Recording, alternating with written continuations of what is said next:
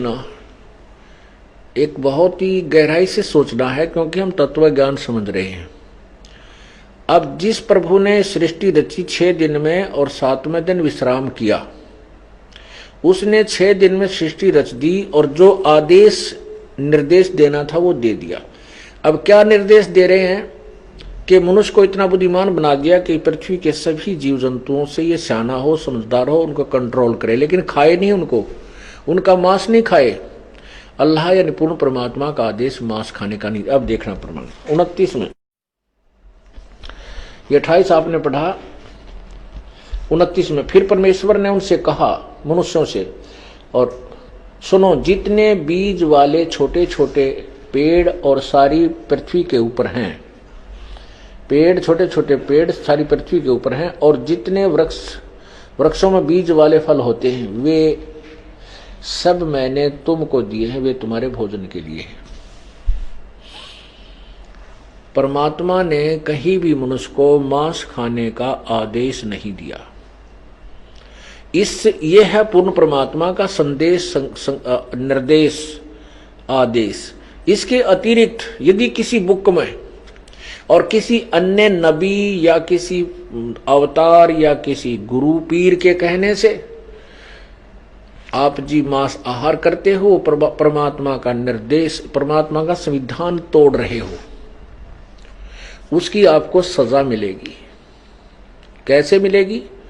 कि परमात्मा का, जैसे राजा का हमारे हिंदुस्तान का संविधान है कि कोई किसी की हत्या करेगा मनुष्य की, तो उसको सजाए मौत या 20 साल की सजा होगी। ये नियम है राजा का। और इसको जो तोड़ देता किसी के दूसरे के कहने आदेश से, अधिकारी के आदेश से, तो फिर वो अपराधी है। जैसे एक समय किसी व्यक्ति की मित्रता एक दरोगा से हो गई, SHO तय, और उस व्यक्ति का जो साथी पड़ोसी था, नाइबर था, उसकी कहा सुनी रहती थी, उनकी आपस में नहीं बनती थी। एक दिन उस दरोगा के मित्र ने अपने मित्र दरोगा से यानी SHO से कहा कि ऐसे ऐसे मेरा जो पड़ोसी है वो मुझे बहुत परेशान करता है, सारा कुछ मैंने पंचायत भी कर ली, समझा लिया, लेकिन वो बाज नहीं आता है, क्या इलाज किया जाए? SHO ने कहा कि मार उसको, समार दे, कूट छेद दे, मार लट सिर में, मैं आप देख लूंगा। अब उस SHO के कहने अपने मित्र SHO की बात को मान करके उस व्यक्ति ने अपने पड़ोसी के साथ झगड़ा ठान लिया और उसका लठ मार दिया, और लाठी लगने तो वो व्यक्ति की मृत्यु होगी। उस अक्षेत्र का वो अपराध प्रभारी होने के कारण वही मित्र SHO आया, अपने मित्र को पकड़ कर ले गया और संविधान अनुसार उसको सजाए मौत हो गई। अब उस नालायक ने अपने मित्र अधिकारी SHO के कहने राजा के संविधान को भंग कर दिया, तो उसको सजा मिली।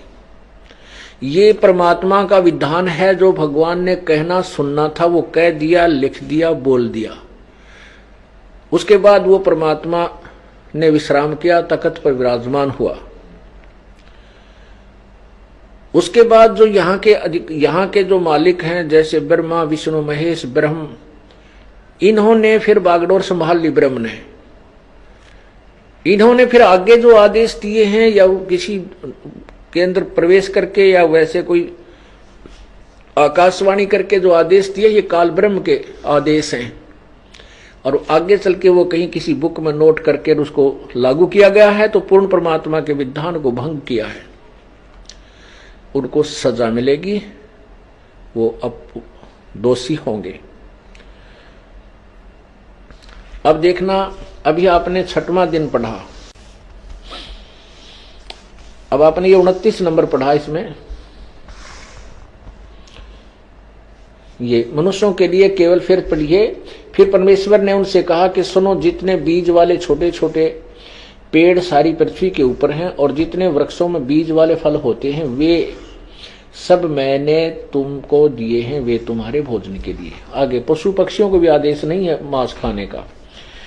और जितने पृथ्वी के पशु और आकाश के पक्षी और पृथ्वी पर रेंगने वाले जंतु हैं जिनमें जीवन का प्राण है, उन सब के खाने के लिए मैंने सब हरे हरे छोटे पेड़ दिए हैं, और वे वैसा ही होगा।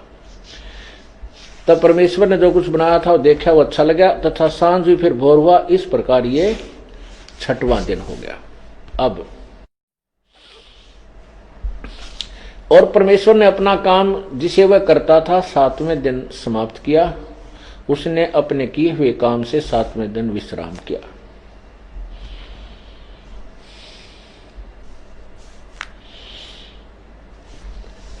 अब ये तो पवित्र बाइबल ने सिद्ध कर दिया कि उस परमात्मा ने 6 दिन में सृष्टि रची, और वो तो उसने तो विश्राम किया, चला गया।